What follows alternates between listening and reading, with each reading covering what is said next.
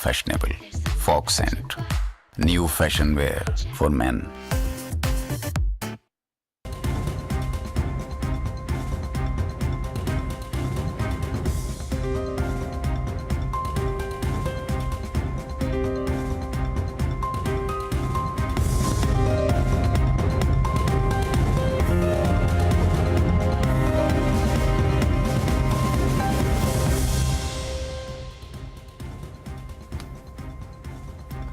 Back with countdown right here on Bloomberg Quint, 2%, 1.84, 188 points for the Nifty.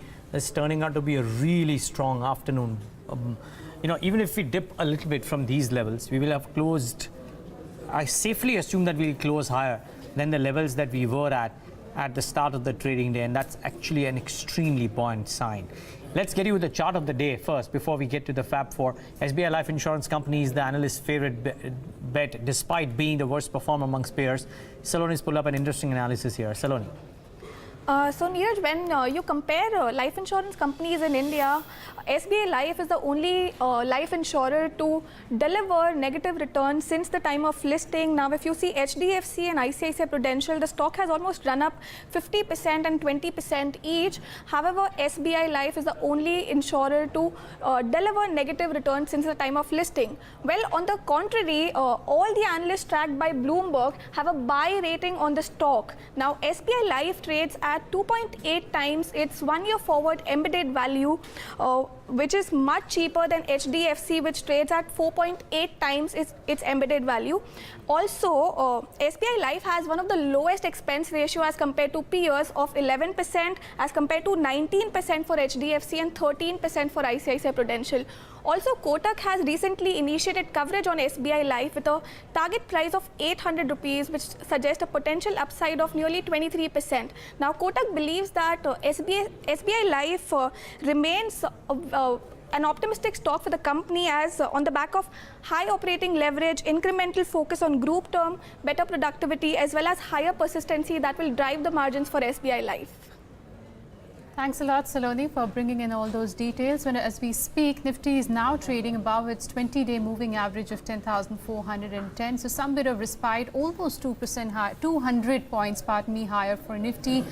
Clear outperformance today seen from the large caps, but some respite also seen for the sugar stocks, which were under pressure for the last 3 to 4 sessions. So pull up stocks like Dwarikesh, Dhampur, Mawana Sugar, Awadh, and also Balrampur Chini. All of them are actually currently trading at day's high. Dhampur currently trading with gains of nearly 11%. But let's also find out the Fab 4 stocks of the day. And for that, we'll go across to Yash Upadhyay as usual. Hi Yash, good afternoon. Good afternoon, Navneet. So Man Infra Constructions is the first stock on our list, and it had gained as much as 4% today after the company announced that it has won an order worth 220 crore rupees for the construction of about 2,376 residential units under the Pradhan Mantri Awas Yojana Housing for All scheme in the Pimpri-Chinchwad area of Pune. It's almost like an extended weekend for United Spirits. This one had gained as much as 6% today after the GST Council in its meeting on Saturday decided against not taxing extra neutral alcohol or ENA used in the production of potable alcohol.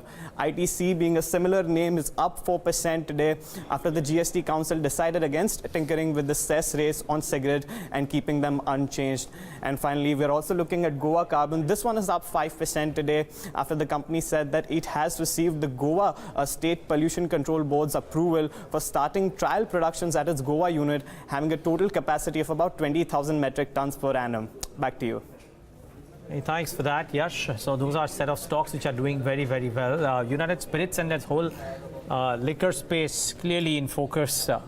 No bad news is good news, and that's what's played out for these companies in the session today. Himen, any thoughts here? United Spirits, Radico Khaitan, or some of the other distillery names?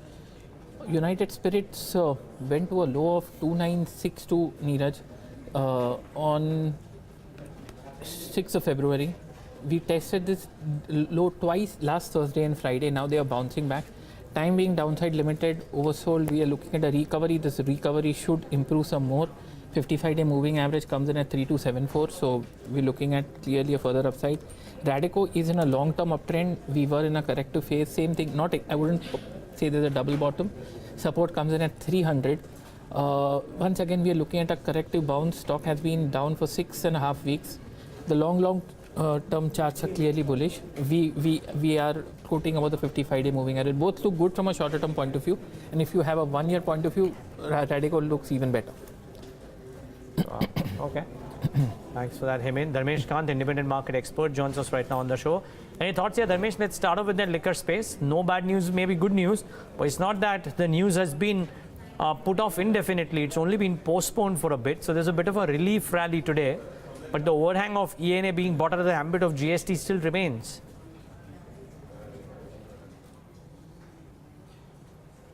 Yeah, definitely. See, as far as liquor stocks are concerned, I think the valuations are already very high, be it United Spirits or UBL or Radico Khaitan, no matter which company you take.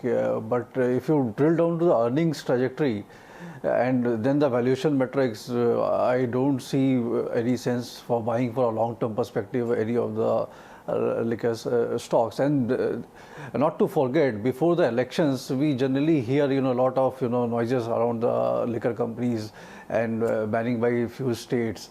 So we have plenty of elections coming forth in the next 1.5 years, be it states or the union election. So these are all trading bets. So one should take advantage of trading bets, but I don't see holding on to them for a wealth creation perspective. So to my mind, it's a better avoid rather than making a fresh into any of these stocks. Okay, Dharmesh Kant is saying a fresh avoid into all of these names. Well, do they feature in the FNO space at all, any of these, or is it a completely new list? Navneet, this is a small set of stocks which could enter the ban or come out of the FNO ban. Navneet, is it a long list, short list? No, Neeraj, I've got 3 lists which can enter into the FNO ban for tomorrow's trade. And Andhra Bank, I want to start off with that counter which slipped to almost 14-year low today, and I think it's recovered from those levels. Can you just pull up the intraday chart of Andhra Bank first? It's only down 5%. Remember, at one point of time, we were seeing cuts of nearly 13 to 14%. It's an FNO counter. So there's been some recovery which is coming from the bottom. 36.5 is where Andhra Bank. But look at the futures. If you could just pull up the futures plate now, there's huge amount of build-up that was seen for the futures, and as well as a couple of the option strikes, which tells you it may breach the 95% mark for tomorrow's trade, which is required for a stock to enter into the FNO ban. As of yesterday, the overall open interest was 68%.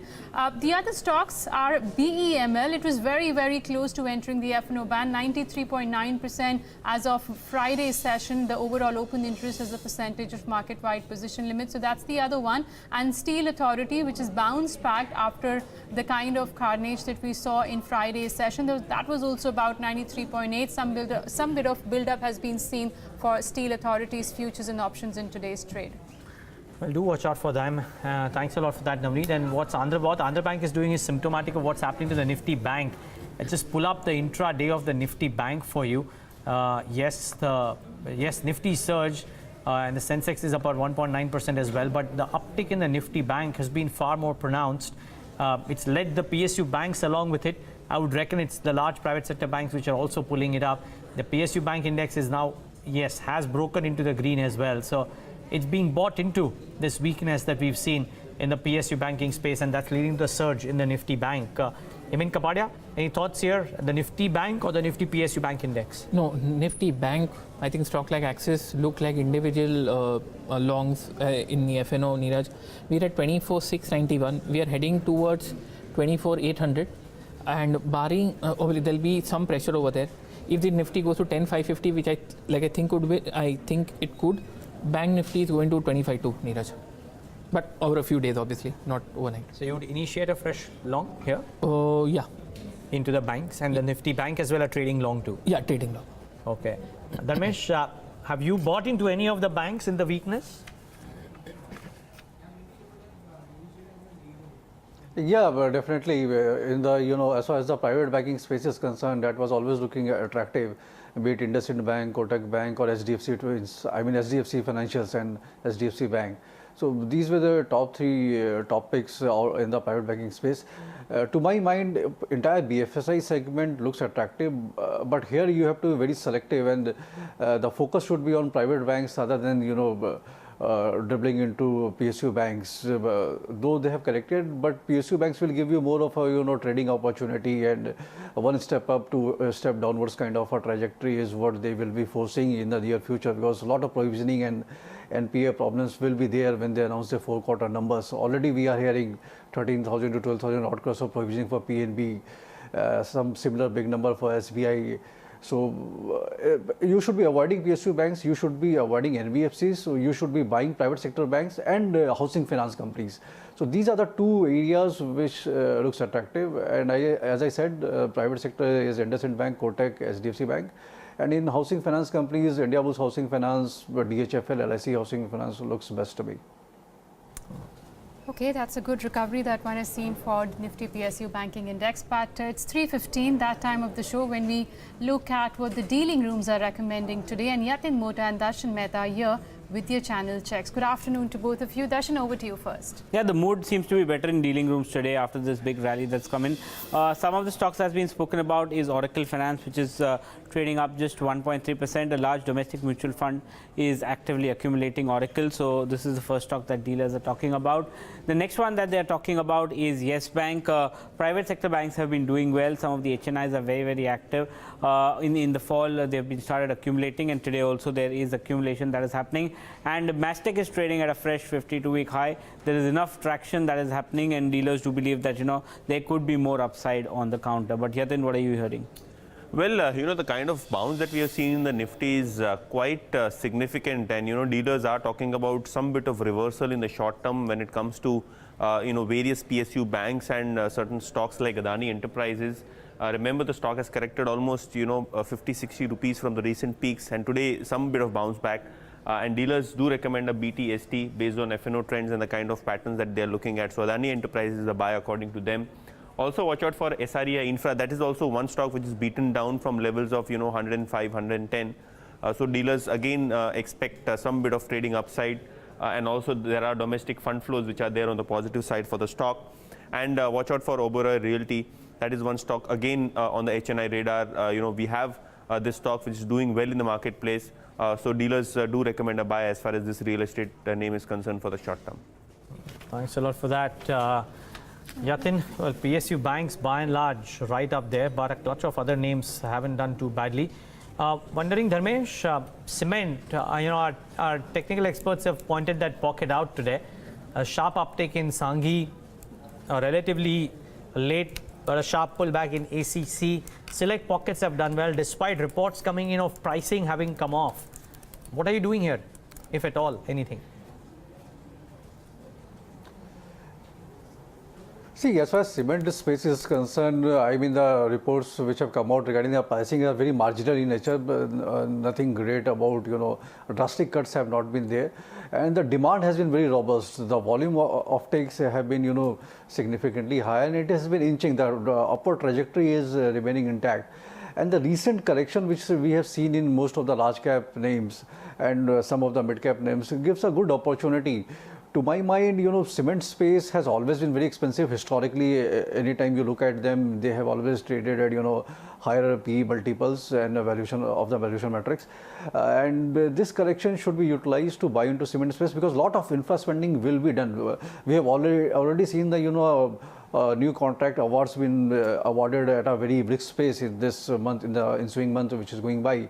And with elections round the corner, this activity will pick up. So, not to worry more on the pricing front. What should look at is the entire revenue growth which these companies will be posting, and that is likely to be in the range of 10 to 15% kind of a top line growth, and a similar operating margin and bottom line growth. Operating margins will definitely be much better because of higher capacity utilization.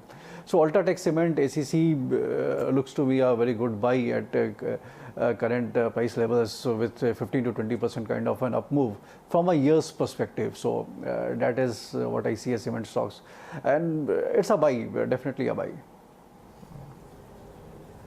Okay, so that's a buy on a couple of the cement counters as highlighted by Dharmesh, but looking at only 3 stocks in Nifty are currently in the red and no major losses actually. Coal India is down 2.5%, Aurobindo Pharma is recovered from the day's low, and Tech Mahindra, I guess this is the stock which touched its 52-week high today from 636 levels. It's fallen to now 617. Hemant, any view on Tech Mahindra? Because I think in the morning it opened higher, but suddenly there's been some selling from the top. Frankly speaking, I think it's just profit booking. Navneet, over the last 9 months has moved from 360 to 635. There is very strong resistance at 635 on the daily chart. I don't think that gets taken out in a hurry. So I think it's a small hiccup. The bigger picture, nothing changes. It's a small hiccup. I'm not sure how much this is. Okay. Having said that, it's in a range between 603 and 635. So maybe it's bounced in this range. Navneet, bounce around for almost 8 trading sessions. So I guess it's just profit booking, nothing more serious. 320. So let's get in those closing strategies from both our technical experts first before we move on and talk about specific pockets. We are closing at the high point of the day. That's great news. And keep in mind the world markets are also painting a fair bit of green. The Dow futures, the last time I saw, were trading with a fair bit of green, a little bit of green, if you will, but green nevertheless. It's not minor ticks. It's about a 0.5% uptick for the Dow. It was 125 points up when the last time I saw it. Just come off a little bit, but still trading with some gains. Closing strategies. To you first, Hemant, your top closing strategy. Toss up between Adani Enterprise and Voltas. I'll go for Voltas. Okay, so Voltas is Hemant Kapadia's top strategy. Targets there? We're at 638. Stop loss 634. Target 646. 646 is the target on Voltas from Hemant Kapadia. Sumit, what about you? Your top closing strategy? Ambuja Cement is looking good to me. One can initiate long positions in Ambuja Cement at CMP, that is at 240 to 41 levels. There is a small stop loss to be placed at 235 levels on lower side. For the upside target of 250 to 55 levels in next 1 or 2 days time horizon, one can initiate long positions in Ambuja Cement at CMP. Well, some bounce back has been seen for Reliance Capital. In fact, that is now one of your top F&O gainers. Reliance Capital is up with gains of 5.5%. And if I look at the futures, no major build-up actually seen for the March futures. The OI is up only 1% or 1.5%. I mean, anything here? 5.5% at day's high? On Reliance Capital. I think 2 days didn't break the bottom, cross 425. Capital Infra both, Capital also, I think Navneet, the volume is higher than yesterday's. So corrective bounce, but a bounce nevertheless, and the bounce could bounce some more. By the way, look at Yes Bank. That one, ICICI Bank and the others in the last half an hour have seen a really sharp surge in line with what the banks have done. So do watch out. Dharmesh was speaking about buying into the private banks. That's the clutch of names that have done really, really well for themselves. And I think Bharti Airtel, boy, am I reading it right? Just get the stock price of Bharti Airtel. That's a 5.5% uptick, 424 and counting. Maybe the Morgan Stanley note that it seemed more bullish on Infratel as opposed to Airtel. But both the stocks seem to be doing okay. Bharti Airtel more so. Dharmesh, are you looking at telecom at all from an investment perspective? Bharti or an idea? No, not at all. I don't think they are investment bets, and it may be a trading bet. And government may be doing things because they have realized the pricing of spectrum and all did not augur well with the companies, because if the companies are going to bleed, so next time the auctions will fall flat, and which they have seen in the recent past. So those measures are there to keep these companies alive, keep them ticking. Not an investment bet at all. Okay, Dharmesh, before we thank you, any thoughts on the paint companies? There's some traction there too. I saw AkzoNobel as one. Some of the others, 1 or 2 also have jumped up, but AkzoNobel individually? See, all the paint companies will see a good traction because the entire infra space, be it construction activity, real estate and everything, the activities on the ground level has been picking up. So be it refurbishing or the new construction activities, all are there, and with the disposable income getting higher up in the hands of people, so these companies will benefit. So AkzoNobel, again, valuation wise, it's cheaper than Asian Paints, so it's a good buy out there. And selectively, one can look into AkzoNobel and Asian Paints. Both, to my mind, is a good buy from a medium to long term perspective. One should not be looking at trading bets because one has to keep in mind the fuel prices which are rising higher. So they contribute to a significant part of the raw material cost. But having said that, I do think 15 to 20% kind of a stock price traction one can see in these paint companies in the next 6 to 9 months kind of a time frame. Okay, Dharmesh, we'll let you go on that note. Thanks a lot for joining us today and taking us through your views on the markets. I want to pull up Dewan Housing, that's in the F&O ban, and Hemeen was just checking on that stock. It's almost at day's high with gains of 4.5%. Hemeen, you can't take any fresh position on the F&O side, but if somebody wants to buy in the cash. I think so. That's why Navneet was asking you. It was down for 8 trading sessions in a row.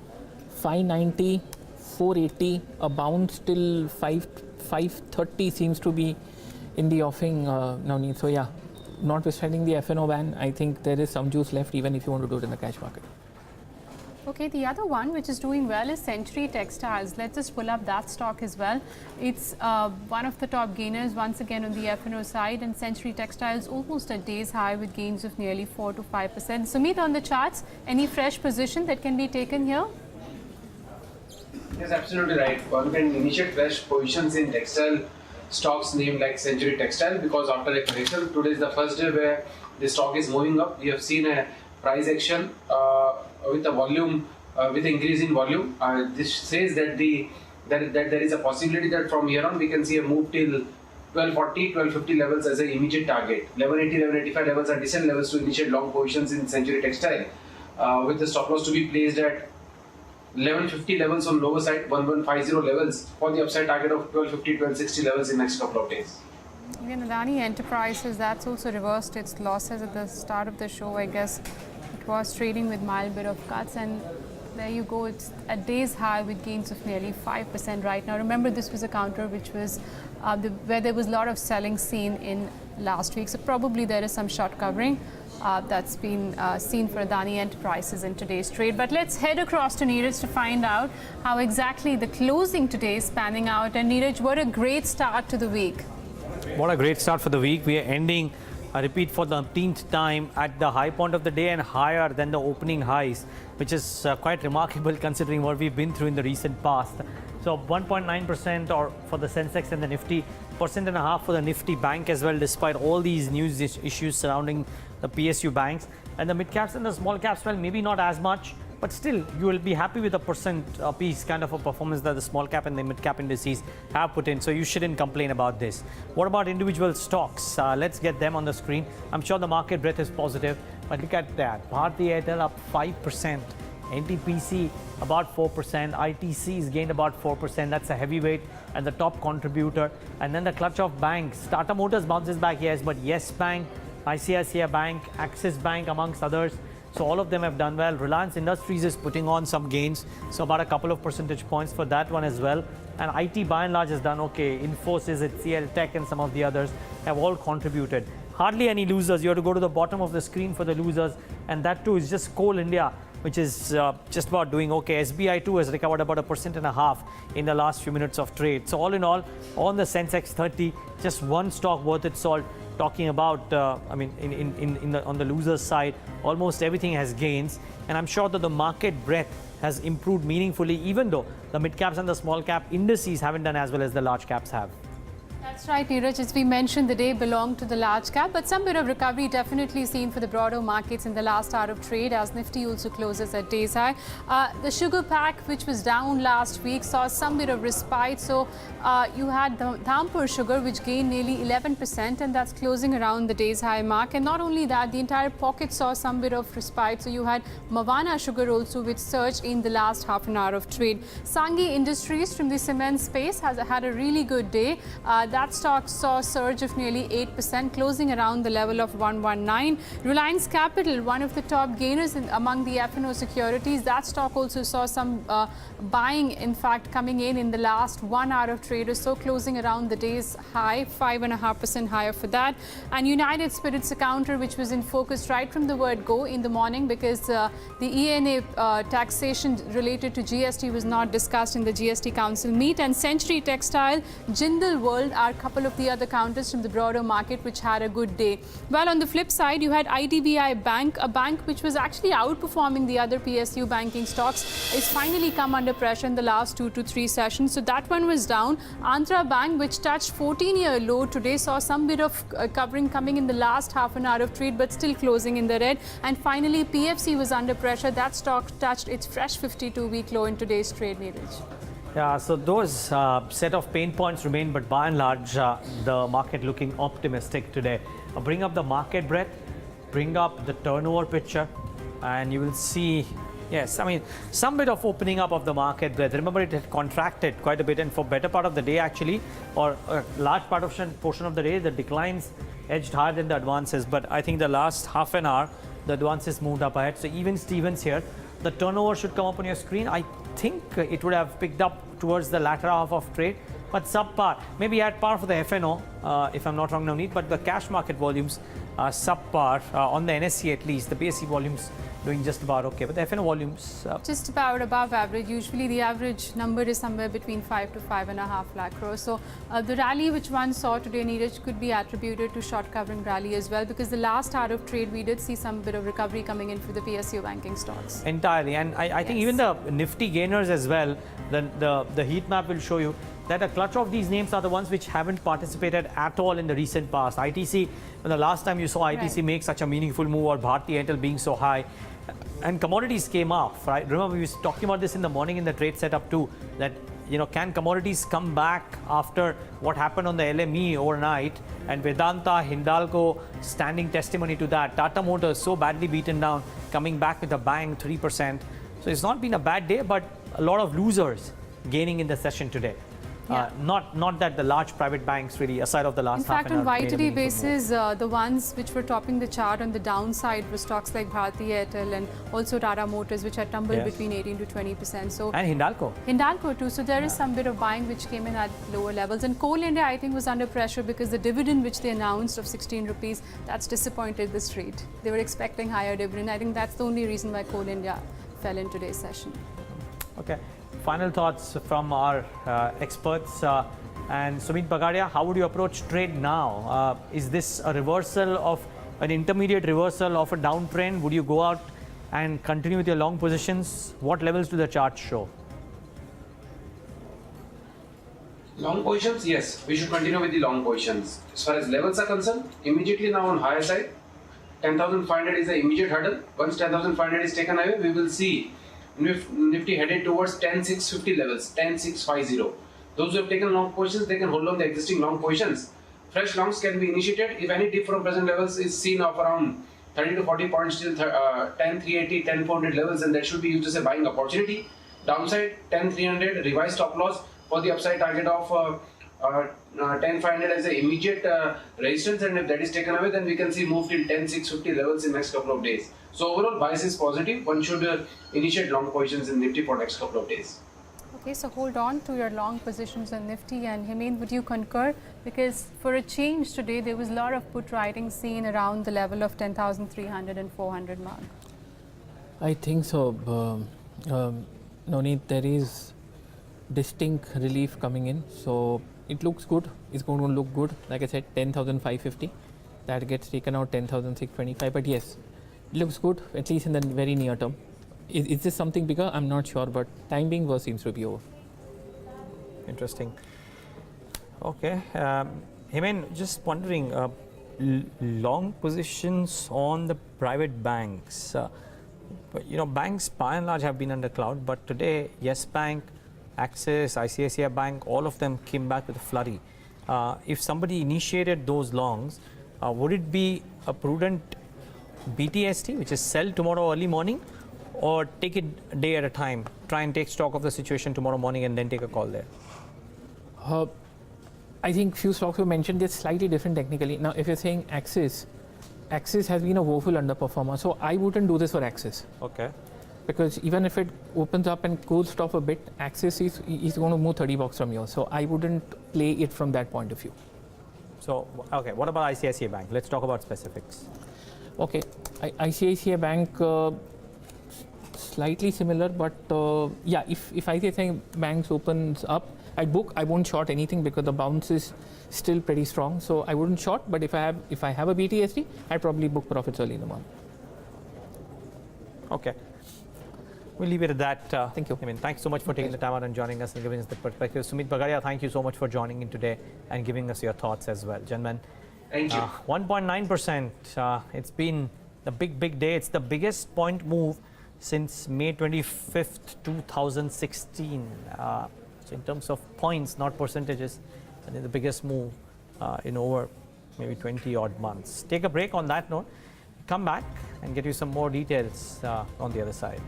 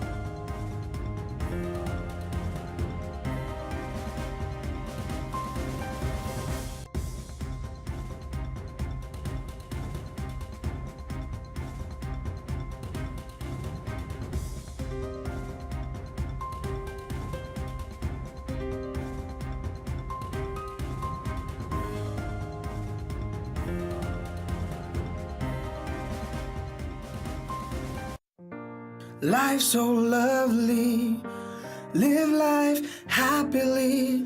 Oh, plan your life the way you want it to be. LIC's new endowment plan offers a combination of protection and savings. Invest to save and get insurance. Bring home eternal happiness.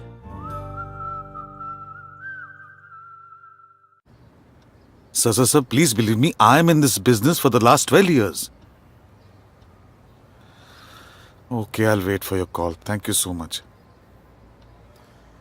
They still don't know you after all these years? क्या करें? पहचान ही नहीं है. Simple solution hai. List on the stock exchange. With listing comes recognition. Investors get interested in you. And funding happens. Come on, yaar. I'm not big enough to list. Chal, let's leave. There's a stock exchange exclusively for your kind of company. NSE Merge. It's the right platform for your business. Really? Yeah. My kind of company? Exactly. Get listed, get recognized. अरे भाई हीरे की असली परख जौहरी को ही तो होती है. चल. NSE Merge. साथ हमारा, सफलता आपकी. The SME Growth Platform from India's largest stock exchange. On 26 November 1949, the Constitution of India was adopted, recognizing liberty, equality, and fraternity as the principles of life, which cannot be separated from each other. The government of Karnataka has imbibed the ethos of the Constitution by developing programs and policies aimed at creating a socially, economically, and politically just society. Karnataka's flagship programs such as Maitri, Annabhagya, and Arivu have created an equal opportunity platform for all, irrespective of their gender, economic, or social status. Karnataka is committed to encourage education through various welfare initiatives, ensuring equal status for women and empowering minorities to uphold every individual's dignity. In the last 4 years, Karnataka has formed 462 new Gram Panchayats, which has taken the principles of democracy to the grassroots levels, and our Progressive Vision 2025 document engages public government participation to build a better state for all. Karnataka's collective vision to endorse fraternity, justice, and equality has transformed into Karnataka's model of development, which is based on the tenets of the Constitution. White shirts, कितने plain और simple. Fog scent, plain और simple white shirt को बना दे special और fashionable. Fog scent, new fashion wear for men.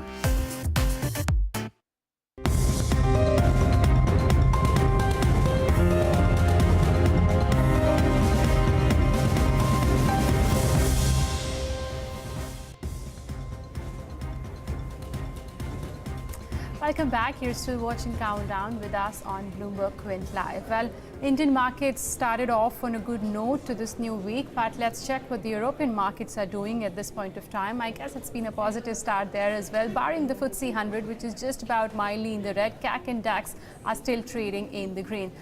Let's head across to Sandra Kiloff, who joins us from the London studio to take a full wrap-up of how the action is panned out so far for the European equities there. Sandra, over to you. Well, European stocks have been advancing, tracking gains across Asian markets amid that economic optimism following Friday's jobs report out of the US. The Stock 600 currently rising for a 6-day, up 0.4% at the moment. The DAX up about 0.6%. The FTSE 100, however, swinging between gains and losses in trading today. Some stocks to watch include GKN, which has rallied after Melrose increased its offer for the engineering giant from £7.4 billion to £8.1 billion. Melrose is now offering 467 pence per share and has also raised the amount GKN shareholders will own from 57% to 60%. GKN fighting hard against that offer, though. They have been saying it would give back £2.5 billion to shareholders and agreeing to merge its car unit with US company Dana. Meanwhile, also keep an eye on AstraZeneca. It's regained earlier losses after it said it expects a key lung cancer study to produce overall survival results in the second half of 2018 rather than the first half. That phase 3 trial known as MYSTIC is testing 2 immunotherapy drugs. The drug maker saying that the delay was driven by clinical events among patients involved. Do bear in mind that for the first results from MYSTIC disappointed investors last July when AstraZeneca's 2 drugs proved no more effective at stopping disease progression than chemotherapy, and that did send its shares tumbling at the time. Now, in currencies, the euro and sterling are both up 0.1% against the dollar, while in fixed income, Germany's 10-year yield has dipped 1 basis point to 0.64%. 10-year gilt yields rising less than 1 basis point to 1.494%.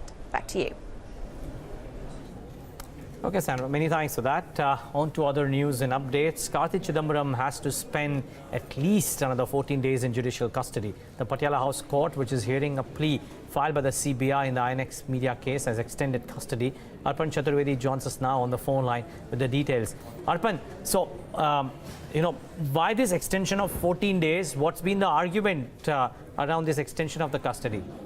That's right, Neeraj. So just a small correction. This is not the extension of custody. Until now, Karti Chidambaram was in police custody, which is slightly different from a judicial custody, and that had seen 3 extensions. The maximum period you can be in police custody around 15 days, and Karti Chidambaram has spent around 12 days now.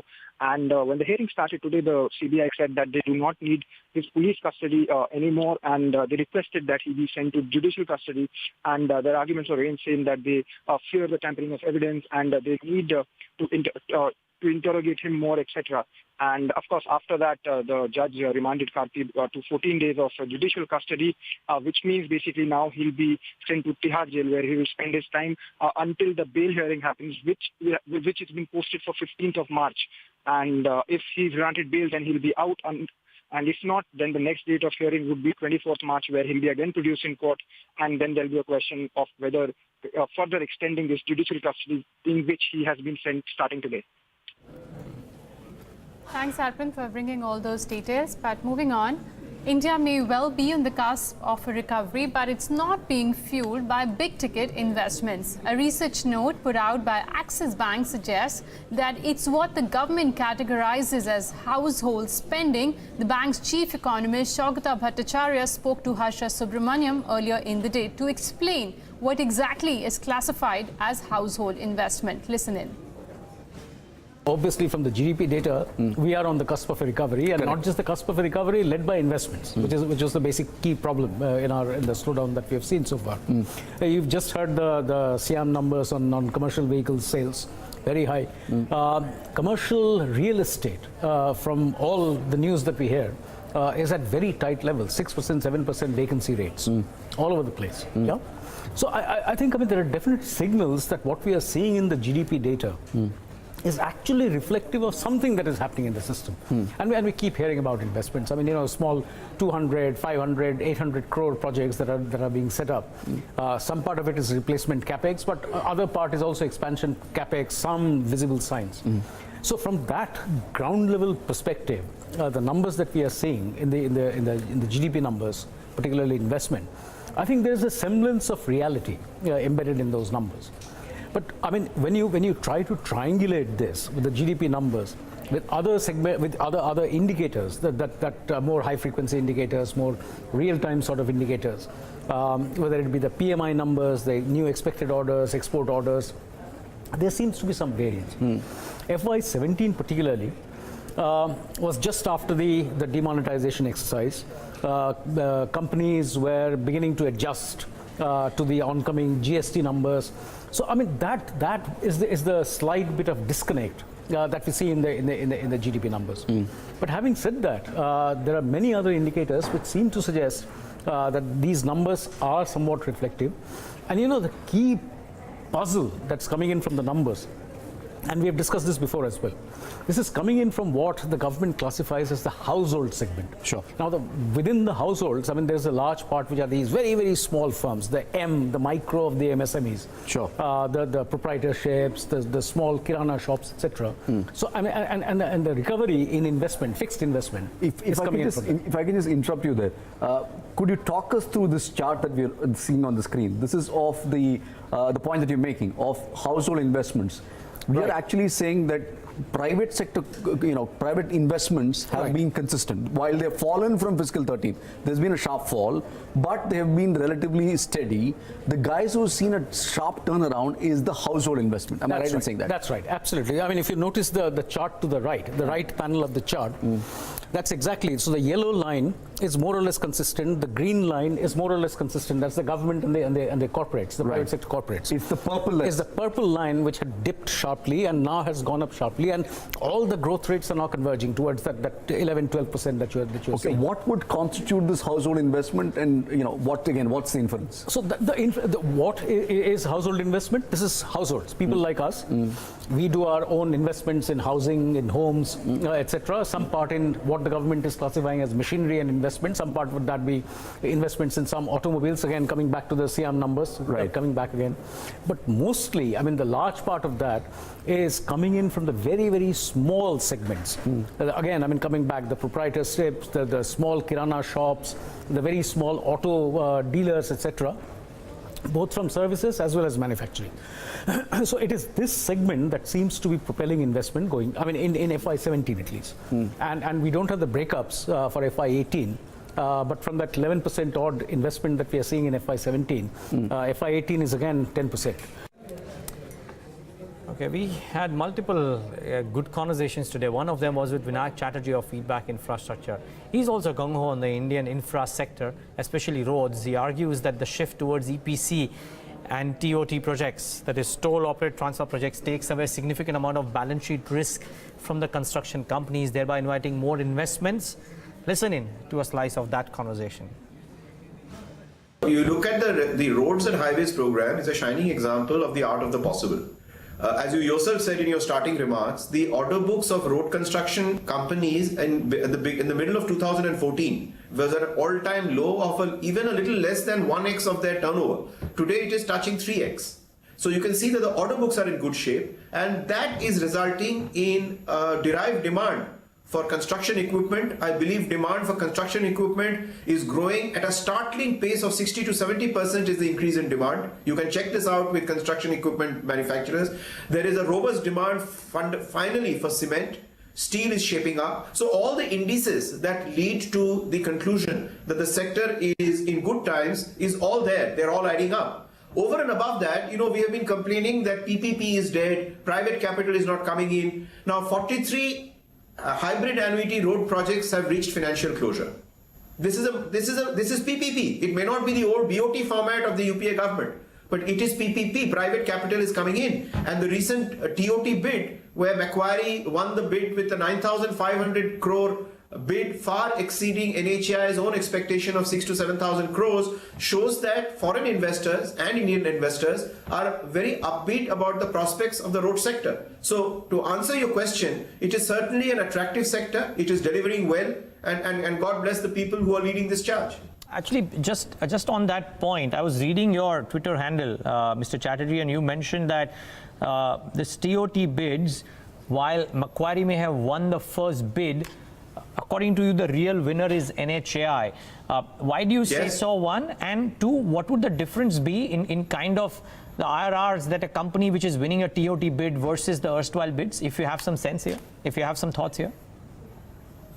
Look, on IRRs, I don't want to comment. That is, these bids are a complex model building of capex, periodic and regular capex of expansion when traffic increases, of their own estimations of GDP growth and traffic. So I'm sure each bidder has his own expectation of capex, of IRR. It is not for me to comment on that. But the fact that people who are very, very intelligent players worldwide, Macquarie, Brookfield, these are all very, very seasoned investors. And the fact that they found it comfortable to bid in a range from 6,500, 7,000 up to 9,500 shows that they're, even with all the risk management, their expectations of IRR are sufficient to have crossed the hurdle rate for allowing their managements to bid. So I don't think IRR is any constraint. Why did I say that it is NHAI is the real winner? Because a TOT is a very complex bid. You're taking money up front and handing over a state-run brownfield utility, an operating project, with all the complexities across the next 20 to 30 years, and you have positioned it in a manner that people have found it comfortable to bid. And so it has taken a lot of doing, a lot of pre-bid meetings, a lot of homework with domestic and international investors to create a package that ultimately make it viable for private investors to bid. So that's stage one. And stage two, it is the resounding success of the bid in a sense vitiates NHAI's own policy of moving into asset recycling of brownfield assets, and they got a bid beyond their expectation. So in a sense, while Macquarie is clearly the winner amongst the bidders, in an overall context, it is NHAI which has, I think, emerged as a winner by proving a point that it can get significant expert world-class investments in operating assets. So that's really the reason. Okay, one thought, Mr. Chatterjee, on companies that will be, and not really, I mean, I don't want to stock recommendation or anything, but the size of order books and the balance sheet strength that Indian companies have. I mean, 6 months ago, the conversation was that the orders will come out thick and fast. We have a Larsen & Toubro, which is a large player, and then a string of small players, and whether or not their balance sheets can really take on the increased order inflows. Now, we already know of the bulging order books that almost all the mid-sized corporates already have. What happens in 2018 and 2019 when the pace of ordering of NHAI picks up? No, so why would you be worried about it? I think as you rightly said, the major participants, as you can see across these, there's funding coming in from the international investors. So they are not dependent on the Indian banking system, if that is your worry, that the banks are going to be shy of lending. Where will people find? I mean, if Macquarie is bid 7,500 crores, Macquarie has the necessary financial muscle to see that its TOT bid is sustained. Now, if you look at various other, in the middle of all this crisis, 43 hybrid annuity projects have got financial closure. So that is fact. Under the same stress of bankers and NBFCs and foreign funders and ECBs, they have reached financial closure. When a company, and really the robust growth is coming from the, as you rightly said, the mid-size, mid-cap construction companies. Their rise has been very, very positively startling, to say the capacities and the professionalism that they've built up. Many of them have IPO'd, and their balance sheets are sufficiently robust for them to access various modes of funding. It's not only restricted to PSU banks. I mean, they can get funding from overseas, they can get funding from NBFCs, they can get funding from public financial institutions, etc., etc. So, and once you have a definitive contract on hand, it makes, and NHAI is standing behind it. I wouldn't worry about financial closure or the ability of these EPC companies to rise to the occasion to implement their projects on time. I wouldn't worry about it. While strong FII and mutual fund sell-offs could be the precursor for a marginal downtick in the markets. That's the word coming in from Dhananjay Sinha of Emkay Global in a conversation with Bloomberg Quint earlier today. He further states that the market is heading out of a base of strong flows from retail investors into mutual funds and individual stocks. Listen in. The thing is that what we are saying is we are very closely tracking what is the FII numbers, what is happening to the flows, both on the FII side and the mutual fund side, and I think that is a very critical thing to really look at in terms of where there are value erosion that can happen and where we need to hide. So basically what we are looking at, stocks or sectors where both of them are overweight, and if there is a context of outflow from both sides, where are the stocks that we need to really look at, where there is valuation and growth visibility, and are not in the overweight matrix of the mutual funds or the FI. So we are looking at other stocks where there is likelihood of lesser price erosion, and we are also looking at the context of the growth, earnings growth, and the valuation. Wherever there is some value, that's what we are basically focusing on. So clearly flows are very critical things to really look at from a valuation standpoint. Is there a heightened sense that things could get worse before they get better? Likelihood of a higher probability of a 5 to 10% drawdown instead of a 5 to 10% uptick from these levels? See, quite possible. I think what has to be understood is that from a global standpoint, there is a sort of a tightening in liquidity that is happening thanks to the hardening of the treasury yields that we are seeing across the world, led by the US, and increasing chances of Fed increasing rates more aggressively than before. The US job data appears to be pretty strong. I think yesterday also the numbers were pretty strong. So I think that possibility is on one side. The other possibility from a domestic standpoint is the fact that you are heading out of a base of a very strong flows from retail into mutual funds and individual stocks. But you were just making your point about the probability of a 5% downtick over a 5% uptick. So effectively what we are sort of hypothesizing is that if the FI flows continues to be lower, and we have seen that there has been a sell-off, I think roughly about 6,000 crores across debt market and the equity market over the last few weeks. So I think that is a precursor, and we've seen that FI has been lackluster as far as participation in the market is concerned. So there has been. All right, that's the view from Dhananjay Sinha. But with that, it's a wrap on this leg of Countdown from Navneet and me and the team that put this show together. Thank you so much for watching.